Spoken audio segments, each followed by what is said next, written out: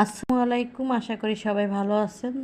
যাই হোক, তো আবারও রান্নাবান্নার ভিডিও নিয়ে চলে আসলাম। তো আমি এখন একটা ফাঁকিবাজি রান্না করব। এই যে দেখেন, প্রথমে কড়াইতে আমি 4টা এলাচ দিয়ে দিলাম, তারপরে একটু কয়টা আলু দিয়ে দিলাম টুকরো করে কেটে, আর কয়টা ডিম। এবার এগুলোকে সব সুন্দর করে ভাজি করে নিব। আসলে আমি এখন রান্না করব আলু ডিম দিয়ে একটা পোলাও করব। এই যে দেখেন, আমি এবার পোলাওয়ের চালটা দিয়ে দিলাম, আর সৌন্দর্য বাড়ানোর জন্য আমি এর ভিতরে 1 চিমটি মুসুরির ডাল দিয়ে দিয়েছি, যাতে দেখতে সুন্দর হয়। এবার সবগুলোকে সুন্দর করে আমি ভেজে নেব। মনে হলো যে বাচ্চাদের জন্য ডিম আলু রান্না করি, আর ভাবলাম যে ভাত নয় একটু পোলাও করি। তো পরে ভাবলাম যে না, একসাথেই করে ফেলি, আর আলাদা করে করার দরকার নেই। বাচ্চারা ডিম পোলাও ভালোই খেয়ে ফেলবে। এই রকমের বুদ্ধি মাঝে মাঝে করতে হয়। এই যে দেখেন, এবার আমি ভালো করে ভেজে নিব।